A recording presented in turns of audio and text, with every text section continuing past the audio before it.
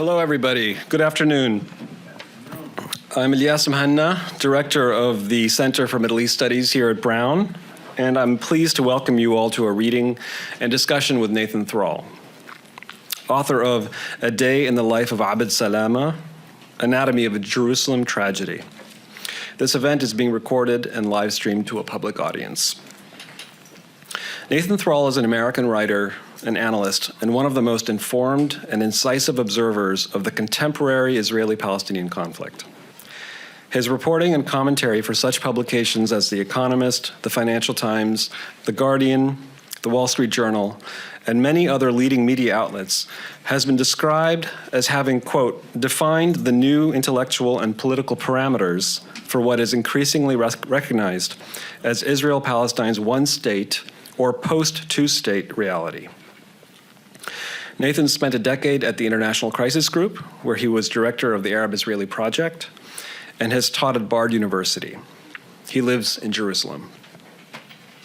I first encountered Nathan's work about 10 years ago.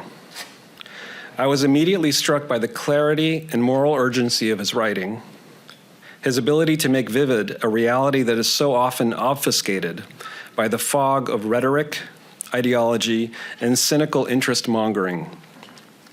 That he is able to do this without sleight-of-hand simplifications, without ignoring the complexities of a conflict now in its 8th decade, but in fact reckoning with those complexities are all reasons to read his work closely.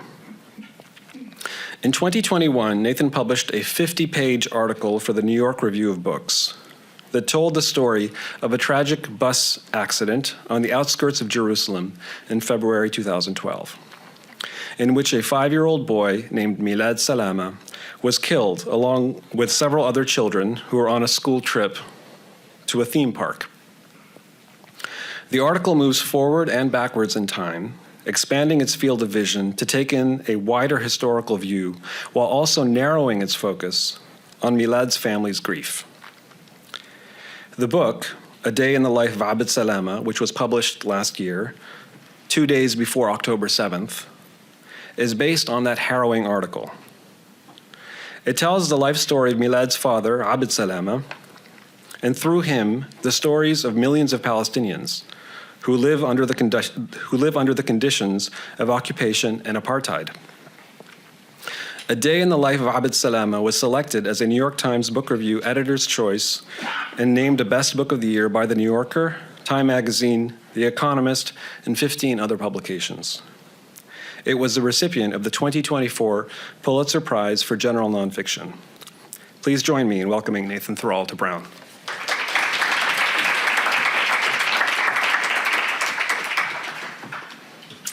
Thank you for that warm introduction. Thank you all for being here. So we're going to start with me reading a passage from the book, actually 2 connected passages. And then we're going to have a discussion and a Q&A. For those who don't know, the book tells the story of a tragic bus accident that occurred in the greater Jerusalem area in 2012. And the community that is at the heart of the story lives in a walled enclave in the greater Jerusalem area. There are about 130,000 people who live in that walled enclave today. They're surrounded on 3 sides by the 26-foot tall gray concrete wall that Israel calls the separation barrier, often called the apartheid wall, and on a 4th side by a wall that runs through a segregated road, Route 4370, with Israeli traffic on one side, Palestinian traffic on the other. The passage that I'm going to read right now is about the end of the rescue of these Palestinian kindergartners who were on this school bus. As Ilyas mentioned, the day of the accident, the children were greatly looking forward to a trip to a play area which did not exist in their community. Their community is in a state of utter and deliberate neglect. There are no sidewalks, there are no playgrounds, and many of the people in this community are paying municipal taxes to Jerusalem. Jerusalem has formally annexed part of it and receiving virtually no services. Israeli emergency services will not even enter this area without a police or army escort. And basically, Israel only enters except as an armed force, as a gendarmerie with police in riot gear. Because these children had no play area within this enclave and they couldn't access the play areas just on the other side of the wall, play areas that are in communities that you can look through the apartment buildings in this walled enclave and see radically different lives that Jewish Israelis are living in the settlement of Pisgat Ze'ev, right on the other side of the wall, or looking up in the other direction toward the manicured grounds of the Hebrew University of Jerusalem at Mount Scopus, the most prestigious university in Israel. And from that university, you can look down and you can see this whole walled enclave, and you can see the checkpoint, and you can see people lined up endlessly just to get in and out. So the passage I'm going to read now is after the bus has been struck by a giant semi-trailer. The bus flipped over, it caught fire. 6 children died and 1 teacher. And this accident occurred on a road that is in what is known as Area C of the West Bank, the more than 60% of the West Bank that's under full Israeli, not just security control, but administration. Anyone who lives in this part of the West Bank needs to apply to Israel for permission to build a balcony or an extra room attached to their home, and almost all of those requests are denied, and Israel will come and destroy anything that is built as it inevitably has to be, without that permission. And the Israeli police, they give out traffic tickets on this road. The Palestinian Authority is not allowed in Area C of the West Bank. They're confined to the 165 islands of limited autonomy in the West Bank, known as Area A and B. And the road itself is used almost entirely by Palestinians. So who was left to deal with this tragic accident were people who were on their way to work that morning, pulled over to the side of the road, got out of their cars, tried desperately with what limited means they had to deal with this fire, getting fire extinguishers from the back of their cars, little small ones that were totally futile in the face of the size of these flames. And at the center of this passage is a doctor by the name of Huda Dahbour, who works for the UN Agency for Palestinian Refugees, UNRWA, and she is leading a medical team to a site not too far from where the accident took place, called Khan al-Ahmar, which is a Bedouin community that is often in the news. Many of you may have heard of it because it is constantly at risk of Israeli demolition, and the residents are at risk of being expelled, and Israel is constantly trying to push them out. In the last few years, the former Israeli foreign minister, while he was still the foreign minister, famously stated that the only reason Israel had not yet expelled the residents of Khan al-Ahmar is because the ICC was watching, the International Criminal Court was watching Israel too closely, and they were particularly interested in this particular case. So Huda Dahbour and her medical team pulled over to the side of the road on their way to Khan al-Ahmar. They got out of the vehicle and helped to rescue dozens of these children. And the passage that I'm going to read now is near the end of that rescue and describes how the Palestinians who were helping to rescue the children were living under a permit regime, with some of them having green West Bank IDs, some of them having blue Jerusalem IDs. The blue Jerusalem IDs enabled the Palestinians to travel through the nearby checkpoint to the superior hospitals in Jerusalem. Green West Bank IDs meant that you could not. And this made a tremendous difference in the lives of some of these children, depending on what color ID the driver of the private vehicle that a given child was put in the back seat of. They would be taken in different directions because of these restrictions. The other person whose name is important to know in this passage is a man named Salim, who lives very close to where the accident took place. He was on his way to work in the morning, and he, along with a teacher, rescued dozens of children, heroically entered this bus, and pulled many, many children out. And the second passage I'm going to read is also about Salim.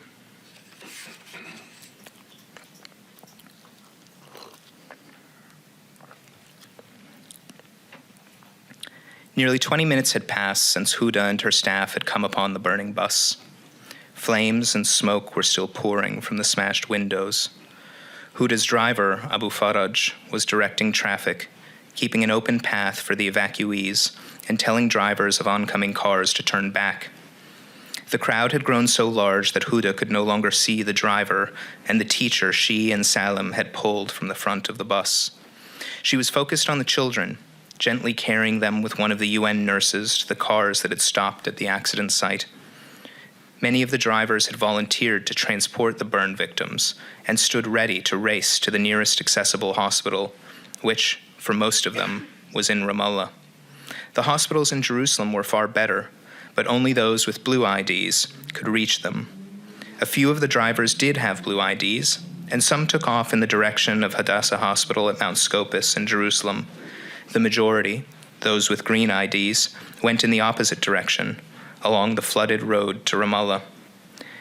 Nearly all the children had been brought off the bus when Salim, who had by now gone in and out of the flames several times, saw that Ula, the teacher and his partner in the rescue, was trapped beneath a front seat and her leg was burning. But by the time he got to her, it was too late. She was gone. He carried Ula from the bus and placed her on the ground. Her nephew, Sadi, watched in the rain while a man covered her with his coat. In all of this, Salim had felt nothing, not even as someone in the crowd grabbed at his arm and pinched him. One of Huda's nurses yelled to him that his jacket was on fire. He shouted back that it was not. The nurse put it out as he went to climb back into the bus. The few children still inside were no longer alive. The last boy Salim pulled out was facing down, crouched behind the frame of a seat. He was still wearing a backpack, which Salim held to pick the boy up. Stepping out of the bus for the final time, Salim broke out weeping, shouting that he should have saved more. Somehow, not a hair on his head was burned. Abu Faraj stood unmoving, in shock, as if mesmerized by the flames. Huda turned to the nurse beside her and saw that her face was black and streaked by rain. She realized she must look the same. They were soaked and bone-weary, and there was nothing more for them to do. When a Palestinian ambulance finally arrived, most of the injured children had already been evacuated. Huda didn't even notice it. The bus was still crackling with flames, and there was much shouting and commotion. Not a single firefighter, police officer, or soldier had come. Huda wanted to follow the children. She found her team and they returned to the UNRWA van. Nida, the pregnant pharmacist, was still inside, inconsolable. Abu Faraj started dropping off everyone at home as Huda called around and confirmed that most of the children were in Ramallah. Then she phoned her UNRWA supervisor. He didn't understand the magnitude of the accident and demanded that the team turn around and go to Khan al-Ahmar, or he would cut their pay. Huda refused and said he should cut just her salary, no one else's. After stopping for a quick shower, Huda set off for the hospital, taking the clinic's social worker with her. When they got there, word spread that Huda had been at the crash. A great many parents and other relatives sought her out, asking whether she had seen a boy with a Spider-Man backpack, a girl with her hair and yellow ribbons. Huda told them all the same thing. The children had been covered in soot, and she couldn't tell what they were wearing. Going from room to room, Huda checked on the injured children, soothing them. Since leaving the bus, she had felt something nagging at her. She was sure the kindergartners had been silent, at least early in their ordeal. Now, at the bed of one girl, Huda asked her why that was, why she had heard no sound. "We were so scared," the girl said. "When we saw the flames, we thought we had died. We thought we were in hell."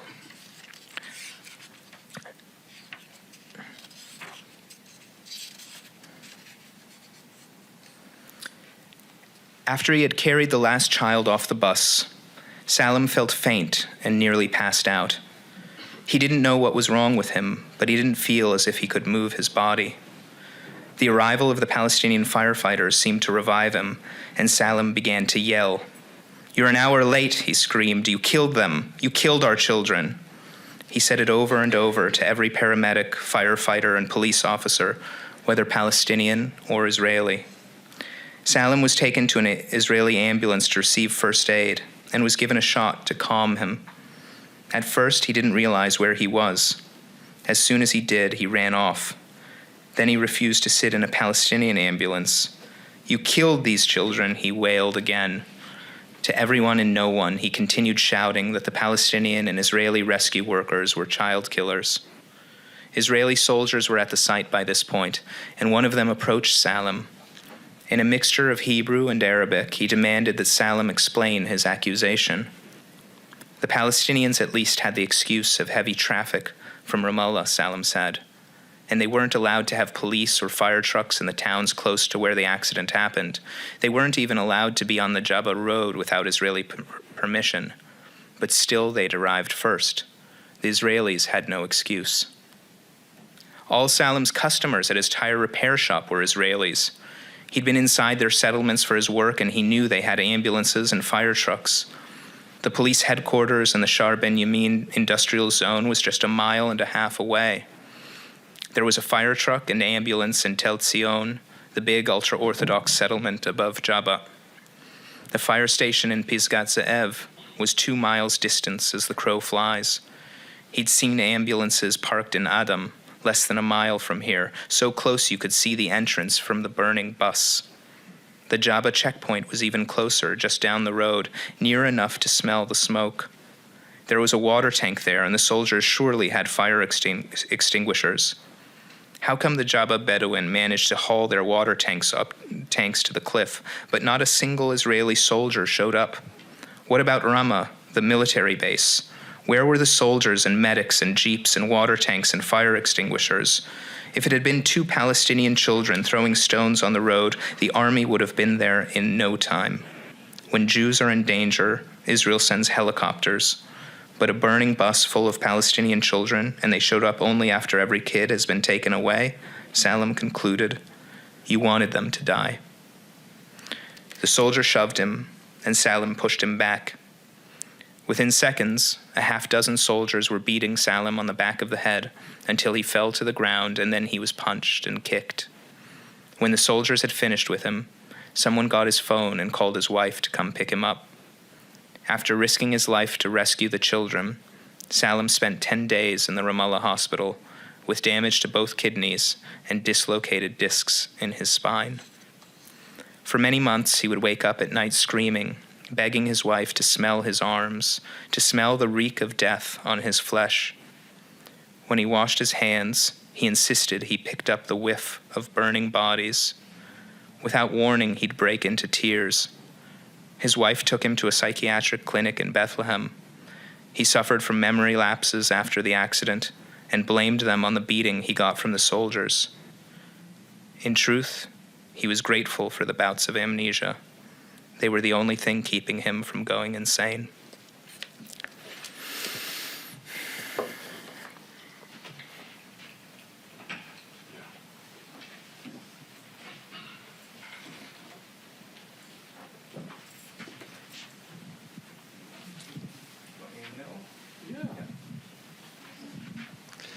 Thank you, Nathan. I think the power of that scene, the fact that not a single person wanted to clap after that, speaks to the power of the storytelling in this book and just the images and the emotions And I suppose we could maybe begin there. I hate to make it about the writer, but I think people probably would appreciate hearing just what it was like to work on a topic like this for as long as you did, and the kinds of relationships that you cultivated with the people in the book. I've seen interviews that you've done with Abed Salama, Milad's father, and if you could just address that. So in a way, you know, this book was. Sorry.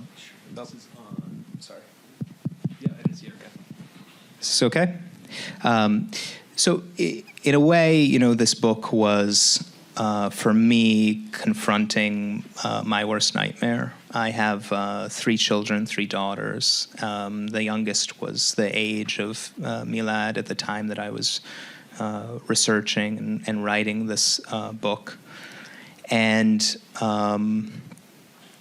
you know, I would spend a day reporting, and I would come back in the evening, and I would tell my wife, just repeat what I had heard, and she would often have tears streaming down her cheeks as she's listening to these stories. And, you know, I think that the greatest challenge of all with this book was that I felt a tremendous responsibility to do justice to these people's stories, to honor the children who died, the parents who grieved, and that was paramount for me. With Abed in particular, I had a very close relationship and still do, and you know, I think a lot of the conversations that we had were not so much research or discussing things that were necessarily relevant to the book, but you know, he was grieving, and he was processing his grief. He felt that he had been unable to grieve as he had wanted to after the accident. I came to him years later. And for me, the most rewarding aspect of this whole experience has been my relationship with Abed and his, you know, his embrace of this book, and his feeling of real pride and happiness that Milad's name is on the tongue of people all over the world. I just neglected to introduce my dear colleague, Professor Bashar Doumani, who is known to all of us here, but maybe not everybody watching online. So Professor Bashar Doumani, Mahmoud Darwish, Chair in Palestinian Studies, was very kind to join us for this conversation. Thanks for coming to our class just before this.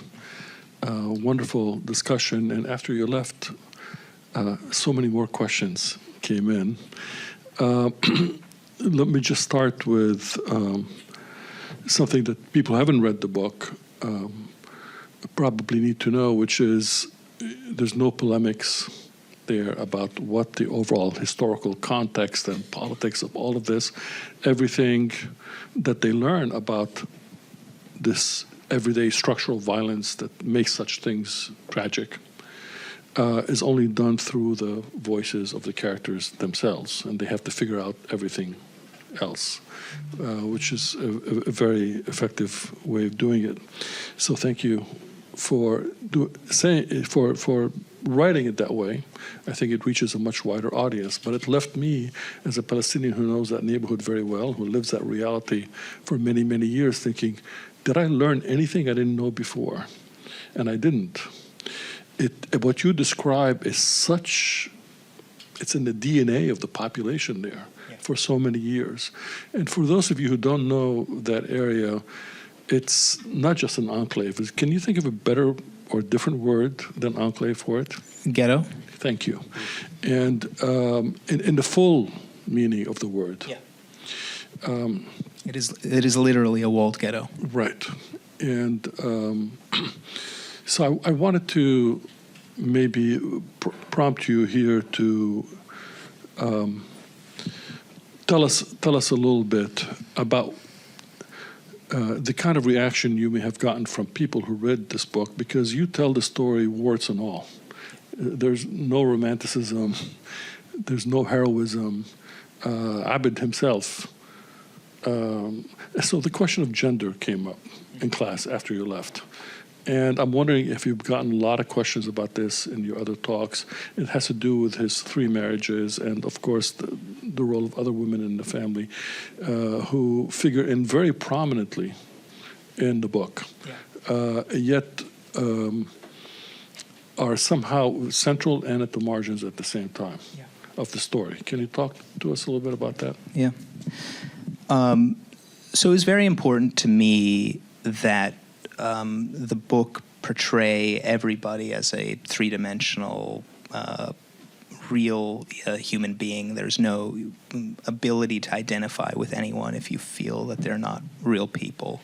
And it was clear to me that I was going to show people, warts and all, as you say, and that the book would fail if I didn't do that. If you didn't feel that these were real people and you couldn't identify with them. I've gotten 2 very different reactions to this particular question, and one of them, I've had some people say to me, I love the book, but couldn't you have just left out a couple of those details? Western audiences, they're so Orientalist, and there are all these cliches and stereotypes, and you have the guy who has 2 wives, and couldn't you have just left it out? And on the other side, I've had people say, Palestinians say to me, thank you for showing these people as real human beings, because I'm sick of constantly feeling like we have to be perfect victims.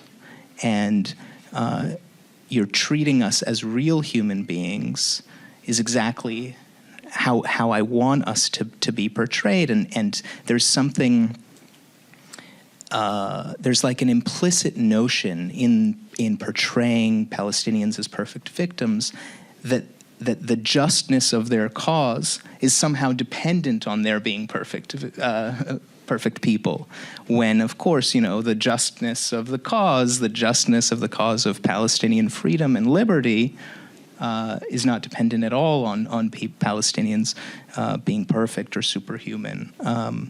So those are very, very different reactions, and regarding the first one, I just didn't want to. There are so many assumptions that I know a Western reader, or particularly an American reader, would have, not even related to these issues. If you're an American, the air that you breathe, what you're grown up taught, is basically a liberal Zionist worldview. This is the view of every, major news anchor that you see on TV, without them even knowing it or being able to call it that. It's just that is what they're told is the neutral position. They don't even recognize that it's an ideological position that they're holding. And I knew that also I'd be coming up against that in the writing, but this wasn't the kind of book where I was going to address the reader and where I was going to address the fact that I know that they see it in some other way, or the fact that I'm about to present is going to shock them. So, one very common misconception about Israeli-Palestinian history is, the kind of standard liberal Zionist version that most Americans hear is, in 1948, Israel declared statehood and the Arab armies attacked. And then the Palestinian refugee problem was created, unfortunately, because the Arab armies, attacked and Israel won the war. And at a certain point, there's one character who really represents, Huda is the character who I just read about, represents the story of Palestinian exile. And there's just one sentence where I mention how her family was forced to flee Haifa weeks before the Israeli state was founded. And I say at that point, a third a third of the Palestinian who would become refugees over the next year were already refugees. Hundreds of thousands were already refugees before the state was declared. And that I knew is a kind of shocking thing to people, but I wasn't going to make a big thing about it. I was just going to tell the story, and I knew that if it was grounded in reality, everything was factually bulletproof, that I would have acquired the trust of the reader, and then they would just have to absorb it and understand that they were wrong about something. Thank you. Nathan, towards the end of the book, you talk about some of the legacies of the accident, and there's a discussion of like some of the responses to the accident. There's a character who emerges named Arik. Is that right? Who's an Israeli? There are two Ariks. Okay, there's two Ariks. Sorry. So there's the journalist, who had heard about some of the responses to the accident among younger Israelis, and there had been all kinds of horrible social media activity and even things in real life where people were posting. Just monstrous things about how, well, yes, these Palestinian kids died, and that's whatever it is, six fewer Palestinians, and he wanted to understand this, and so he went out to try to meet some of the teenagers or young adults who had posted this stuff, to interview them and just to try to, in a way, confirm what he had encountered. And not only did they confirm it, they kind of just doubled down on it. And he was shocked. And just so everybody remembers, so the accident happens in 2012. The book, the article, your article came out in the New York Review of Books in 2021, and then the book came out last year. And so I think it's a natural question to ask about whether this kind of the response that this journalist was so confounded by in 2000, whenever it was that he went out looking for these stories, maybe 2013 or something, whether that would be as shocking today, before October 7th, just in terms of the kinds of attitudes in Israel towards Palestinians, how the rise of the right has become something that we're all talking about now. I wonder if you could speak to that. Yeah. So this journalist is a left-wing Israeli Zionist who is absolutely shocked by the reactions that he sees to the accident. And what he's seeing is, it's not so much the words themselves that shock him as the fact that people were posting celebration of the death of these kindergartners, jubilant posts about the death of these kindergartners in their own names. And they weren't hiding behind pseudonyms. They were doing it on Facebook or in comments sections of the news articles about the accident. And so he went and he sought out some of these people, and really one of the questions he was asking is how are people shameless about this? I mean, I could understand maybe anonymously that they were posting these things, but they were really proud of it and felt that there would be no repercussions to celebrating the deaths of kindergartners. And of course, this is a subgroup within Israel. It's not all of Israeli society, but it's an important enough segment and a growing segment that Arik wanted to create a TV special devoted to the Israeli reaction to the accident, and so he sought these children out, and as Elias was saying, they were unabashed and repeated the same comments in their pride in having uttered them. And I think that what we've seen over the last 12 years since the accident, almost 13, is that group, that segment of Israeli society has grown in strength tremendously. And it's also the case that this basic dehumanization that you see has also gone mainstream. It's you have the center-left president of the country asserting that there are essentially no innocents in Gaza, that there's no such thing. And so, I obviously wrote the book before October 7th, but the dehumanization that is at the core of that particular TV special, I thought was really important to highlight, because I think it's fundamental to how Palestinians are thought of, and how you can do unto others what you would never accept unto yourself. Is you need to justify it through dehumanization. Maybe one last question before we open it up. This is about the title. First of all, did you choose the title yourself, or did you, like many authors, crumble under the pressure of editors who saw dollar signs in different words? And if you did choose it yourself, it's the subtitle, Anatomy of a Jerusalem Tragedy, that caught the attention of some of our students.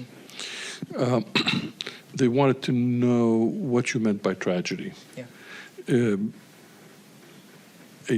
Like an everyday kind of tragedy that exposes a larger system of structural violence, or did you mean tragedy in a literary sense, like a Greek tragedy, in which we are supposed to get certain moral lessons, or it has to go in a certain kind of sequence or acts?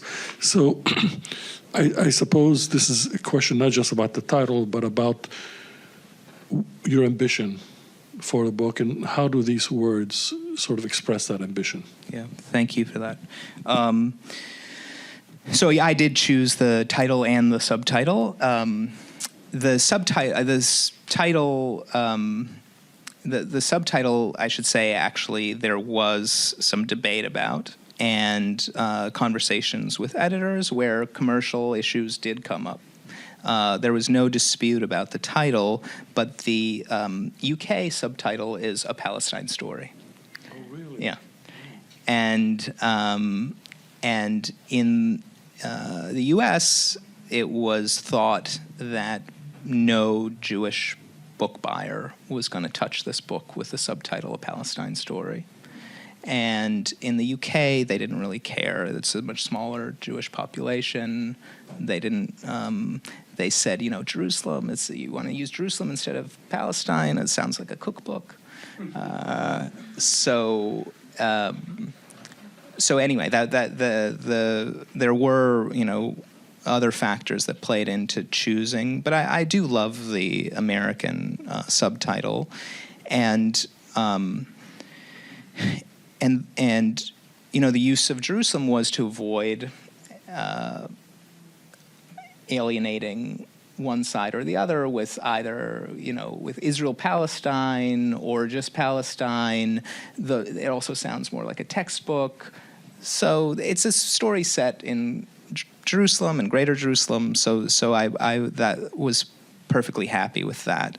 And the tragedy was, this event is utterly tragic as an event, but it is one of millions of tragedies that are happening constantly in Israel-Palestine.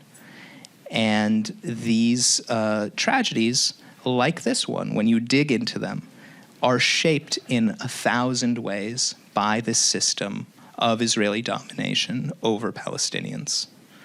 And what I wanted a reader to come away with was to see, from the perspective of the people actually living in this place, what the system of domination looks and feels like, and then to recognize that this is just one of millions, and that these tragedies are happening constantly, and they're not happening with less frequency, they're happening with more frequency.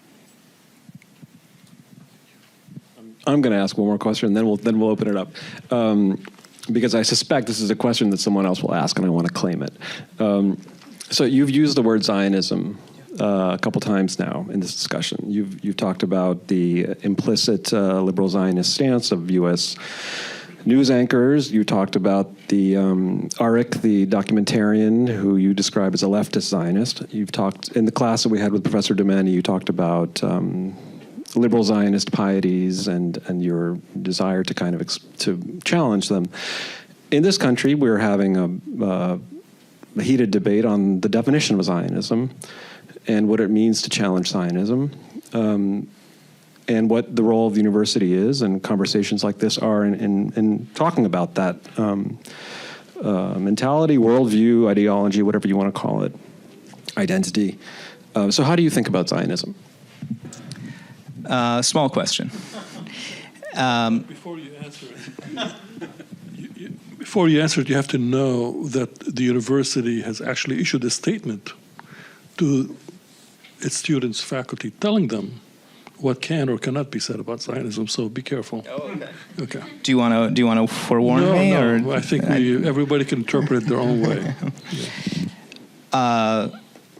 So, I think the best way to define, the simplest, clearest way to define Zionism is how Zionists themselves would define it. And there's often a sleight of hand that's done in this discussion, which is pro-Israel groups and organizations will define Zionism in the following way.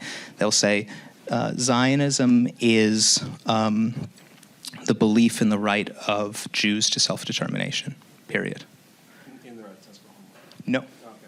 That's the sleight of hand, is that, it's Zionism is merely, they're claiming, is merely the belief in the right of Jews to self-determination, that without saying the rest of it, which is actually, in fact, the correct definition, which is the right of Jews to self-determination in their ancestral homeland, and or in Palestine, and so the idea behind defining it in that narrow way is to try and to cast anyone who is against the right of Jews to establish a Jewish state in a place that was, at the start of Zionist settlement, 95%, depending on which statistic you use, 95, 96, 97% non-Jewish at the start of Zionist settlement.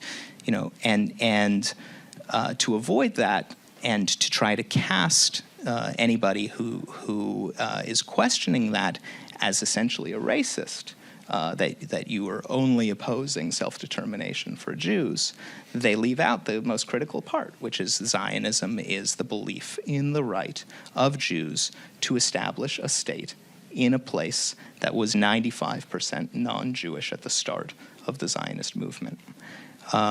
So that would be how I define it. And then if there are other people, I think, also kind of, there's prominent Israeli columnists who are all trying to argue that, the Zionism is irrelevant. That it was irrelevant until 1948. Then now the debate over Zionism is finished. And it's been irrelevant since 1948, whereas actually if you listen to the own words of Israeli leaders all the time, they're talking about Zionism and Zionist doctrine and Zionist achievements, and so if we take it also in a much more narrow way of just looking inside Israel today, how do Israelis define a non-Zionist? So one of the leading political parties for Palestinian citizens of Israel is called Balad. And they would like, their main idea is that Israel, they're not talking now about the occupied territories. Let's imagine there's a Palestinian state in the West Bank and Gaza. They're talking about only Israel. They're saying that Israel, within its pre-1967 borders, should be what they call a state of all its citizens, meaning a state that gives equal rights to all citizens regardless of their religion or ethnicity, regardless of their inborn characteristics. Now, that alone makes them, in the Israeli discourse, an anti-Zionist party. So the very call for equality, even in when you're not questioning a Jewish demographic majority, it's been secured, that's guaranteed for them.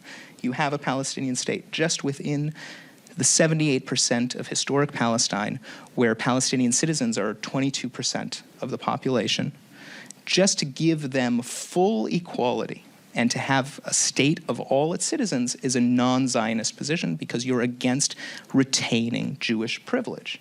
You're against retaining Jewish privilege in land rights and immigration, in all kinds of things. So, so that's a very contemporary way of defining Zionism. Okay, thank you, Nathan. We now have about 45 minutes for questions and discussion. So our wonderful Middle East Studies student assistants are going to grab the mics and walk around the room. If you have a question, please raise your hand. If you could identify yourself, that would be great. And keep the questions brief.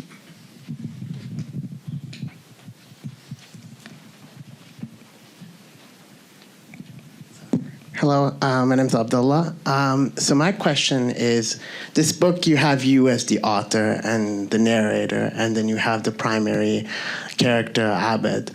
And as you were talking, I was thinking about the sort of, I guess, scrutiny that the Israeli state has put on the Palestinian citizens of Israel, on Palestinians in the West Bank, compared to, not to say that they don't face scrutiny, but groups like Breaking the Silence and Stronger Together and other sort of, I would say, Israeli groups, Israeli human rights organizations. So in thinking about that, I was thinking, have you and Abed faced any sort of harassment from the Israeli state or from other Israelis? And what sort of differences, or if none, have you noticed? Thank you. Thanks for that. So Abed, as a Palestinian, faces endless harassment from the Israeli state, but not as a special extra harassment as a result of this book. And I, for a number of, basically no for me. For a number of years, I'm not an Israeli citizen, and so I am, require permission from the government press office to get a press card, which allows me to get a 1-year residence visa, which I have to renew every year, and they call me in for questioning, and they want to have ideological debates, actually, about Zionism. And one of the last times I was brought in, I spent hours in their office, and they wanted to debate me, and the man. Because they thought you could be redeemed because you're Jewish, or what? I honestly believe. So on one hand, they don't. He said to me explicitly, "You're trying to destroy the state. Why should we give you the tools to destroy it? This card is a tool. Why should I give you the tools to destroy the state? I work for the state." And I told him that, my mom grew up in the Soviet Union, and they had an office similar to the one you're working in. And they also decided about who was a journalist versus a propagandist. This is what he said. "You're not a journalist, you're an activist.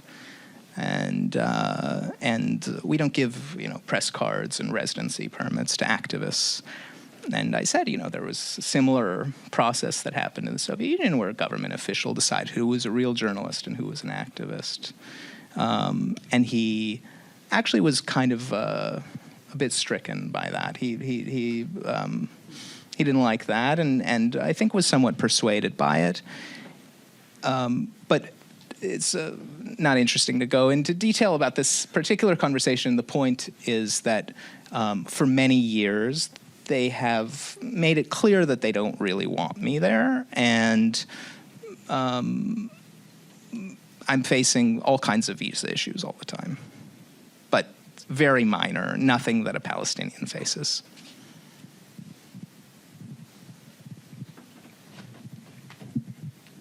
Hi, my name is Tahir, and I was wondering, in this, earlier in your talk, you talked a lot about Area A, Area B, Area C. You talked about the Greater Jerusalem area, segregated roads, and I think these are all things that people can get a kind of understanding of, but it's very difficult to truly visualize and truly understand unless you've seen it, unless you've lived it, or even just visited.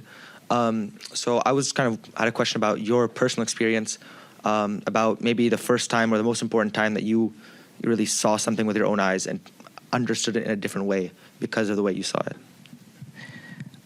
Thank you. The first time for me was when I did an in-depth reporting trip over basically a week in the West Bank in 2010. And I had actually lived in Israel for a year in 2006, 2007, and I didn't think about Palestinians really at all during that year, and it was very easy. I think one of the things that's very important to understand about how long-lasting this system of control is, one of the keys to its longevity is the ability of the majority of Israelis to ignore it very easily. And so it really took my going in the West Bank, spending a couple nights with the journalist who was kind of making all the connections for me, a Palestinian journalist in Nablus who let me stay at his home, and seeing the army come in to Nablus at night and the Palestinian security forces go and retreat to their stations to allow the army to go unimpeded in Nablus, where supposedly the Palestinian Authority has autonomy. Just that whole trip really opened my eyes. And then months later, I went to Gaza for the first time, and I spent a month and a half researching a report there, and also living there. And that also, really, it was really meeting and spending time with Palestinians and just seeing what was right in front of me the whole time, but I chose not to look at.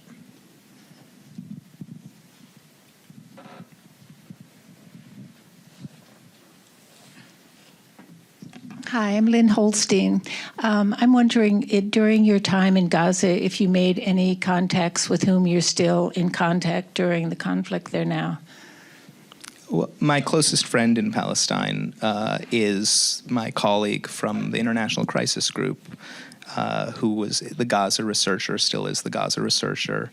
And, as soon as October 7th, on October 7th, we were on the phone hours into it, and he was consulting with me about whether he was hearing these rumors about evacuation demands from Israel and whether he should do it, and we were having conversations about that. And in the end, he did decide to move from his home in Gaza City with his family and move south and relocate many times after that. And I was trying to convince him to leave, and he didn't want to leave. And he felt really guilty about leaving and about leaving people behind. And eventually things got so bad, his son was injured, a building collapsed on his son's head. My son had a fracture in his skull, but is okay. And he eventually came around to deciding that they were going to try to leave, and then it was an enormous effort to try and get him out. And I have very senior connections in the U.S. government from all those years working for the International Crisis Group, and we put him on the top of all kinds of lists, and we could not get him out. And I know that, he was uniquely privileged in having very senior U.S. officials supposedly in high-level meetings presenting this name, and we couldn't get him out. And eventually we raised money to get him out just by paying a bribe to the Egyptians, which is how basically everybody gets out. It's an official bribe through a so-called travel agency connected to military intelligence. And so in the spring, or around the spring, maybe it was March, he finally got out and is in Doha now, and he's staying where many of the amputees are living in Doha. It's a complex that they built, like kind of dorm-like complex for the World Cup, that's now empty. And many of the amputees from Gaza, child amputees in particular, were brought here, and he's there with his family. He says it's like a high-level, like a really nice prison. They have to get permission to leave and so forth. And he will not, he can't go to the playground. He has grandchildren, and they go out with his daughter and go to this playground, and he says he can't go because it's too heartbreaking to see these children without limbs. Do you believe that Israel was targeting the journalists in Gaza because so many of them have been killed with wearing their flak uniforms with press on them? So, the question was, do I believe Israel was targeting journalists because so many have been killed? More than 100 journalists have been killed in Gaza. And, this friend of mine is a well-known journalist in Gaza. And, in fact, one of the many tragic things that he said to me while he was still there was that when he would go around, people avoided him because the perception among everyone was that journalists are being targeted, and so they didn't want to be near him because they were afraid he was going to get bombed while they're standing next to him. And I think, so this is purely speculative. I can't really know what's happening, but I do believe that given the other reporting that there's been on the use of AI and how the targeting has been done, that there are ways that Israel could get to those very high levels of killing of journalists that look like targeting of journalists that are, in fact, can be explained by, for example, if you have AI programs that are basically saying you have a score, and however many people you've made phone calls with that they consider bad people, you've reached past some threshold. Now, journalists have a huge number of contacts all over Gaza and in every part of society. It's their job, and so you would expect that if there's a program that's just saying like, oh, are you in a cell phone network? Have you had phone calls with, text messages with people that we're trying to kill? Okay, now we want to kill you too because you've reached this score. You could imagine that a lot of journalists are being killed in that way.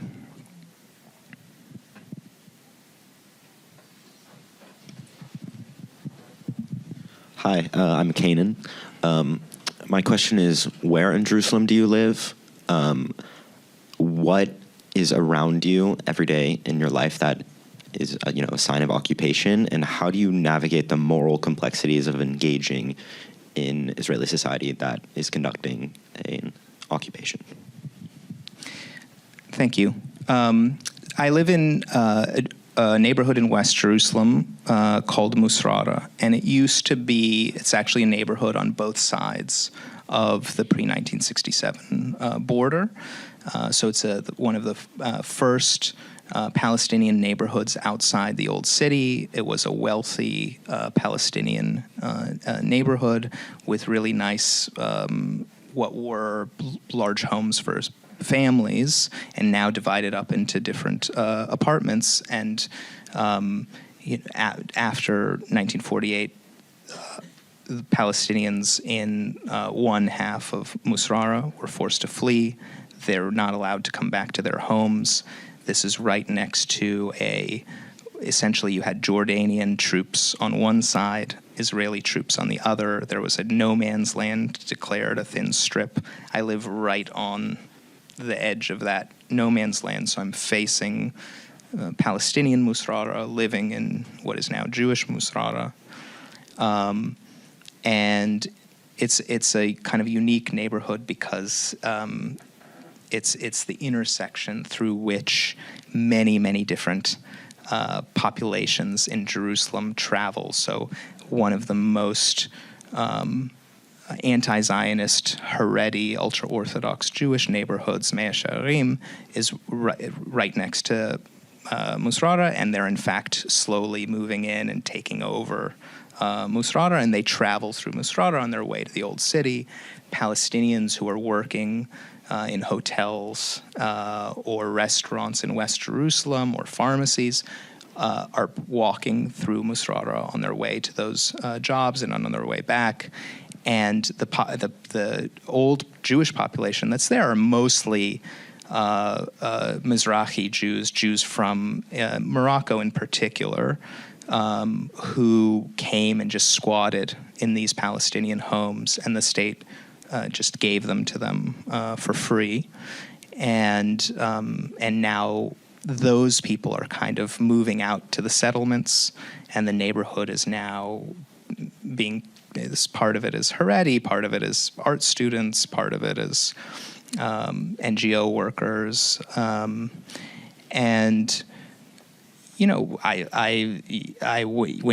I cross 20, 1 minute outside my front door, and I'm in Palestinian East Jerusalem, and it's a entirely different world than a minute earlier in Jewish Musrara, and you have different colored buses for Palestinians. You have separate roads. The main north-south road in Jerusalem for Palestinians is this very narrow switchback road where you have a giant highway for Israelis. The number of post offices, playgrounds, every single aspect of municipal infrastructure, you just see it's black and white in the city. And in terms of the moral question, I'm there to try and report on what's happening and to try and make some kind of a difference by opening people's eyes to the reality that exists there. And so the objective for me, I see tremendous value in being there. My ability to do that is much less if I were here. But, each person makes their own calculations about these kinds of decisions. And as I say, I'm a U.S. taxpayer. I'm also complicit in many ways. And so, I think that I try and do this work, living there, and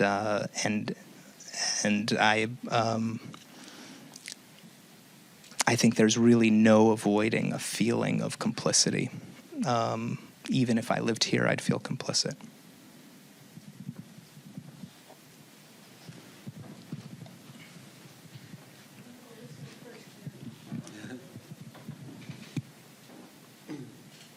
Hi.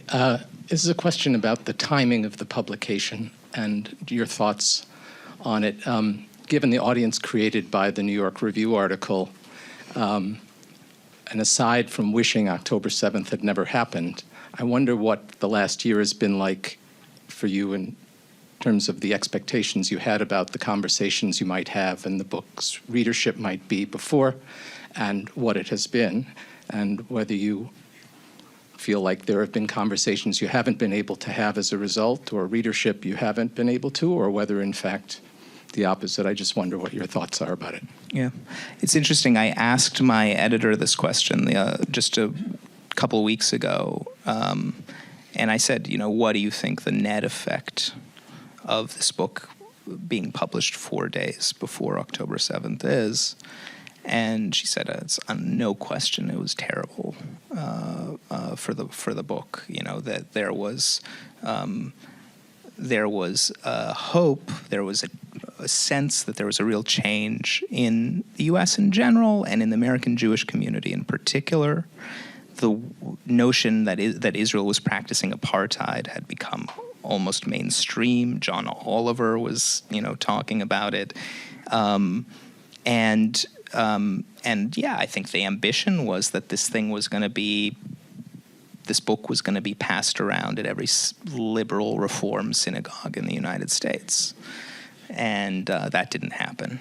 And in fact, a lot of the events that were canceled after October 7th, Abed and I were going to do a book tour together for 6 weeks in the US and the UK. A quarter of those events were canceled after October 7th. And many of them were institutions that described themselves as liberal or progressive. And it wasn't just a matter of that moment. They wouldn't have us today either.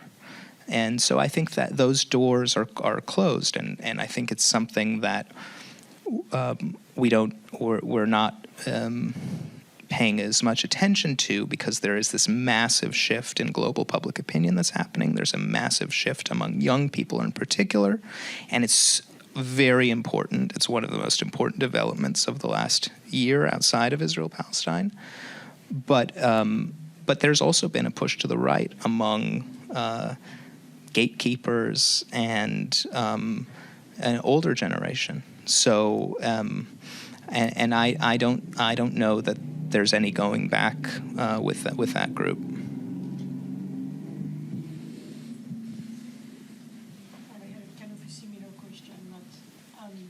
Hi, my name is Nora, and I loved your book. I couldn't put it down, so congratulations. It was a really good book. And that's a follow-up question, actually. I was wondering, do you ever do this kind of book reading with Israelis or with rabbis or with more like the other side, like just to see what are the reactions? Yes. I mean, not all of the events that I had scheduled were canceled, and I did speak in a synagogue in Los Angeles.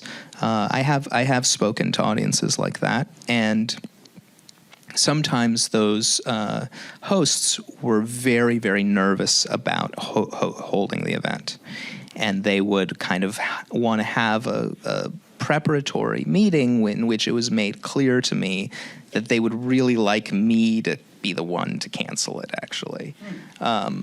And they didn't want to be the people who were standing in the way of free speech, but they really would have liked it just not to happen. And when those events did happen, it was fine. And some of those events were, a week, 2 weeks after October 7th.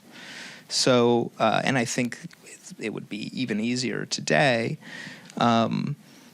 So I think that some of these people who are heading these institutions are just not giving their audiences enough credit. And I have not had any experience of heckling, harassment.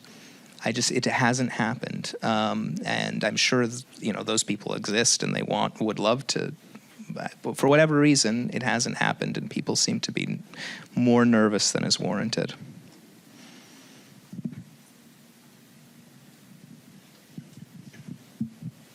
Hi, Sorry. Hi, Nathan. Thanks for coming. Appreciate reading the book. On page 124 of the book, you speak about Israel's Supreme Court's decision to approve Israel's exploitation of the West Bank's resources, end quote. You also spoke about the explanation given by the president, Dori Benish, who you added, end quote, was considered a liberal justice in Israel. I'm interested in hearing what motivated you to include the line in the book. Is it to paint an image of morality problems even with left-leaning Israelis, as you did when you mentioned the young children from Tel Aviv that praised the horrors of the accident? Say the last part of the question. I got the Banish, but what is it? What? Is it to paint an image of morality problems even with Israel's left-leaning population? I'm just not understanding exactly what you're. Is it the pain? Is it? No, to paint an image. Oh, is it to paint the image? Say it again, sorry. To paint an image of morality problems, even with Israel's left-leaning population. That even the left-leaning Supreme Court justice. Yeah. Sorry. It was just a hearing issue. Yes, absolutely. I mean, it pains me that there is this, again, talking about mainstream American perceptions, that there's this notion like, it's all of the occupation, it's the initiative of bad settlers. These crazy guys who go and they rebel against the government and they take over a hilltop and they twist the arm of the government and get it against its will to do these terrible things that aren't in the state's own interest. When, the respected justices of the Israeli High Court of Justice, who are, lauded at Yale Law School and all of the, top legal judicial institutions in the world, are the ones who are approving all of this behavior. And, this isn't a matter of some narrow interest group capturing a state. This is every branch of the Israeli government, judicial, legislative, and executive. There's a ministerial committee on settlement. The parliament is passing laws related to the West Bank. The Ministry of Transportation is paving the roads, the highways for settlers in the West Bank. And there's this kind of discourse in the U.S. that it's just, crazy settlers. This is the greatest investment of the state of Israel in its history. So it was important for me to include it. I really didn't want this to be a polemical book, so there are many occasions on which I would have liked to throw in a few more elbows at the Israeli left, but I didn't, because I really didn't want it to be polemical. But it was important for me to note, because it was a part of the story, that the High Court of Justice was justifying, actually, something that is a clear violation of IHL, which is extracting natural resources from the occupied territories, pillage. And the justification of the justice was, well, these are exceptional circumstances because the occupation is so long-lasting. And so in this particular case, I did feel more free to actually make that clear.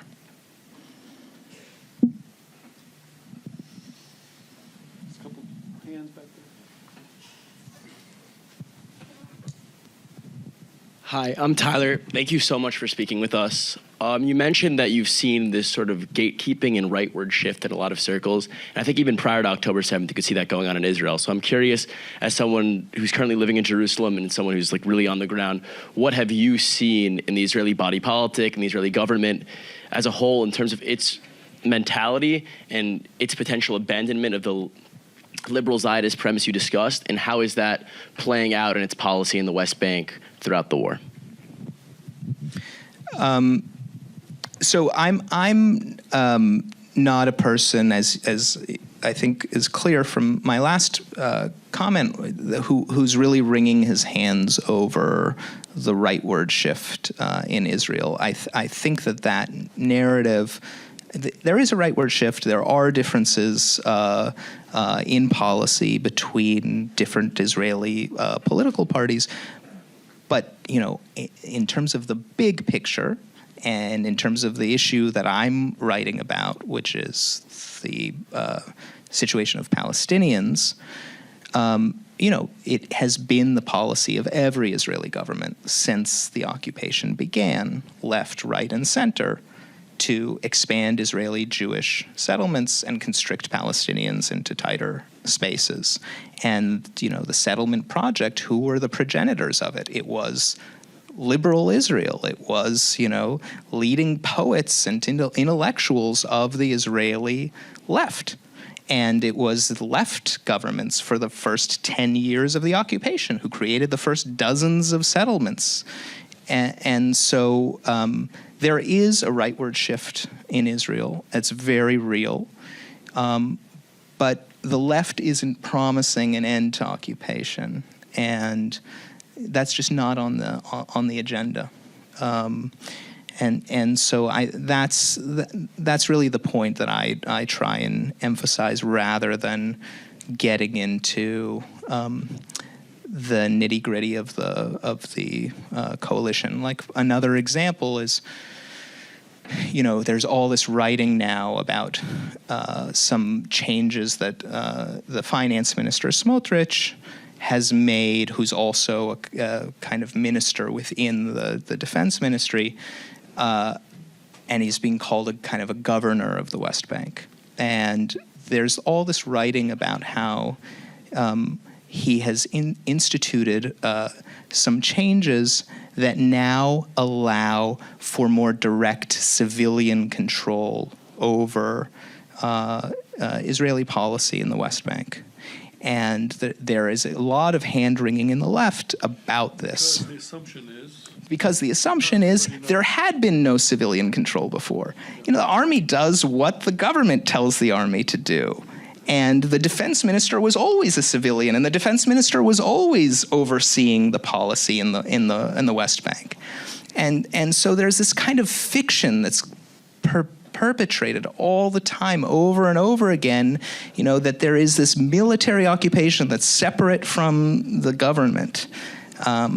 And Smotrich is now breaching this, and why is this terrible? Because before, the army supposedly was actually holding Palestinian interests, was weighing Palestinian interests, which is a joke.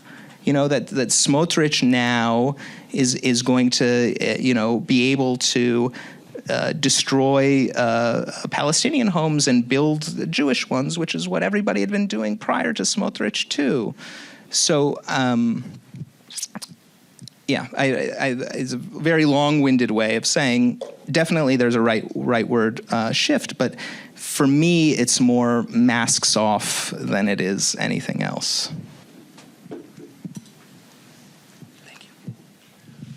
I wanted to refer back to an answer that you gave earlier where you said that one of the ways in which the occupation perpetuates itself is that people within the borders of Israel can sort of keep it out of sight, out of mind. And I don't dispute that. But I think at the same time, what about the role that Israeli citizens play through conscription in perpetuating the occupation? So I guess the question is, I think you're right to say that it's kept out of sight, out of mind.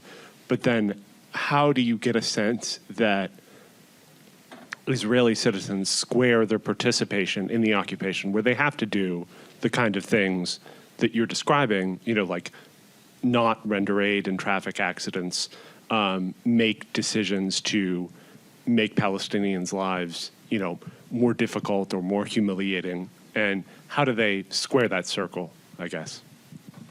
It's a very good question, and usually when I answer something in this general direction, I will say I'm about to say something contradictory, which is, on the one hand, Israelis are very practiced in ignoring the occupation that's right next to them. But on the other hand, obviously, it's not as if they don't know they're serving in the army. Their kids are serving in the army. Their kids are coming home from, working at a checkpoint and having dinner on Friday night. And so it's not a matter. I mean, there is actually tremendous ignorance among Israelis in terms of historical ignorance and the kinds of things that I had mentioned earlier about 1948 and what kind of stories are told about Zionist history. But I think it's a matter of how easy it is to ignore and how easy it is to compartmentalize. There's a war in Gaza, and you wouldn't know it, you wouldn't feel it walking around in Tel Aviv or Jerusalem these last few months. Cafes are full, streets are full, kids are in school, you see laughter. If you ask people, underneath that, there is anxiety. There is a sense of depression about what's in store, but the ability to just compartmentalize and ignore what everybody knows is happening is very deep.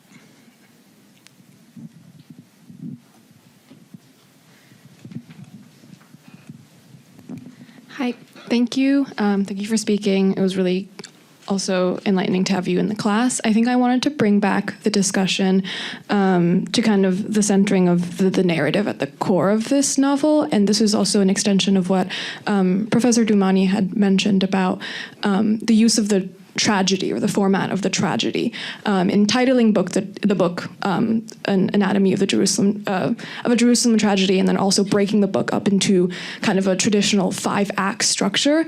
Something that we had talked about in class and that I was thinking about was, one, if this choice was deliberate, and that in the kind of implications of what a tragedy looks like, there's also an understanding of the kind of inevitability, or that there were faults at the core of the occupation or of the world in which Abed Salama was living in, that resulted in the singular tragedy of that day. But that tragedy spans across the year, all the decades of occupation. And I wanted to know how that kind of factored into your structuring of the novel, and how you chose to tell that story. Thank you.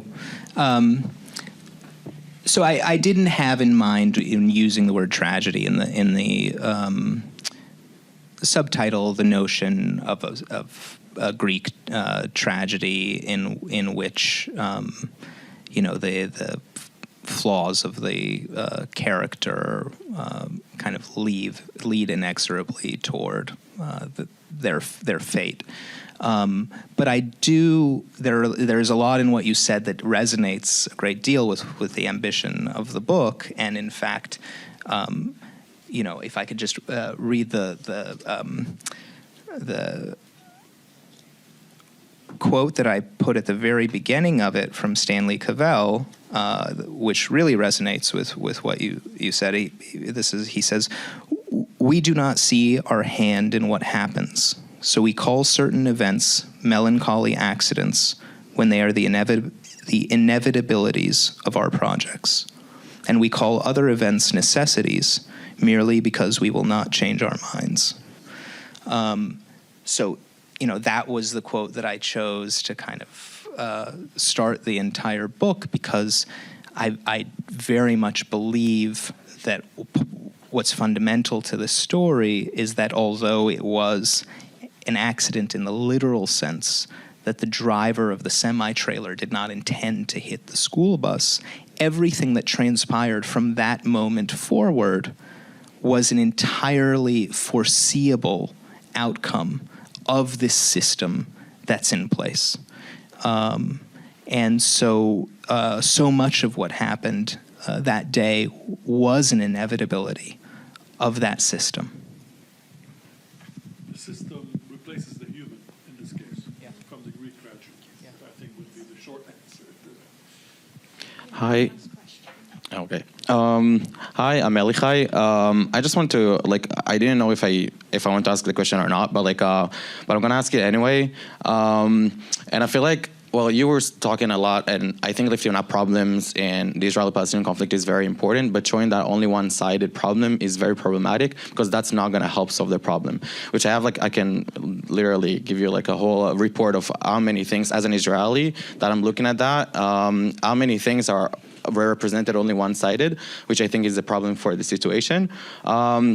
But my question is, the only thing that I want to ask about that is, you just talk about how liberal left parties and stuff like that in Israeli society, they will not end the occupation. And and the question is, as an Israeli, as someone who saw what happened in Gaza in 2005, when Israel decided to take 10,000 Jewish Israeli people who lived in Gaza in order to promote peace, in order to give the Gazan people a separate location for them to be with no Jews-free zone, okay, so they can start building their own country. And besides that, we see Hamas that is controlling over that location. And since then, since 2005, we're just seeing wars and wars and wars happening in Israel.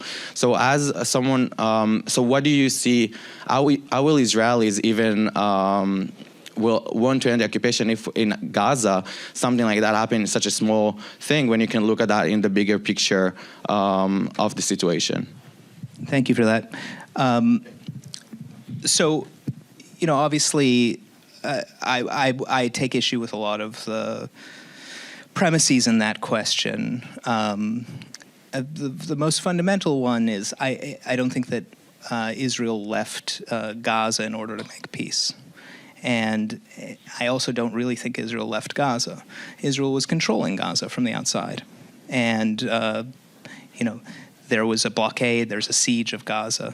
And the restrictions that were imposed on Gaza, something that's described in this book, long predate Hamas's takeover of Gaza. So the initial restrictions on movement for Palestinians were applied to Gazans, Palestinian former prisoners, and to Gazans. The fence that went up around Gaza went up in the early 1990s.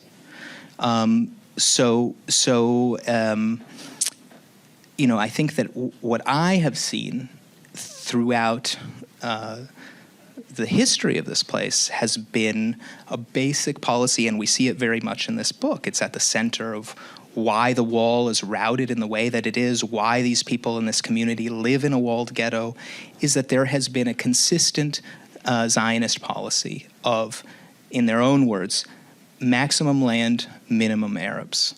And so what is Gaza? It's a densely populated area. And for the most part, when Israel's thinking about settling, it's trying to settle in areas that aren't densely populated. So, there are a couple exceptions. East Jerusalem and Hebron are the two big exceptions. But for the most part, when Israel sees a dense Palestinian population, the idea is to wall it off. They don't have a hope of Judaizing it. And to wall it off and to control it from the outside, as they do with Gaza and this, they do with Anata, the community at the center of this book.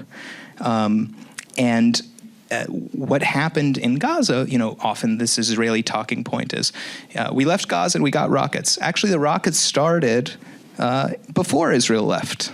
And the tunnels started and IEDs started before Israel left. And Israel left making a very simple cost-benefit calculation that those 8,000 settlers in Gaza were not worth it. It was too high of a price. Then it was fewer, but there are now 2.2 million in Gaza. And the amount that Israel was expending to protect 8,000 just wasn't worth it, given the rockets, given the IEDs, given the Second Intifada. And this was a clear example of Israel responding to very simple incentives and making a rational cost-benefit calculation, Sharon deciding at the height of the Second Intifada in 2003, the Israeli talking point is we never respond to force. We never give in to terrorism. And in fact, what you have there is that the force was exerted, and at the height of the Second Intifada, Israel decides to pull out of Gaza because, again, they are making a rational calculation. So I don't really see I don't see the withdrawal from Gaza in the same way at all. And even if we were to look past those differences, the notion that people in Gaza, let's say they weren't under siege, that they should be, let's say that Israel really did leave Gaza and let them to breathe and build, and the notion that they should cease to be a part of their national movement, to cease to be a part of their nation. They say, okay, you've moved away from this inch of territory, so we of course have no right to fight for the rights of our people when you're sitting on the other when you're sitting on the majority of it. So I don't think that I just don't even accept the premise that if Israel really had fully withdrawn from Gaza, that Palestinians shouldn't, from Gaza, still fight for their rights. We're out of time. I want to thank Nathan for coming to Brown and speaking with us.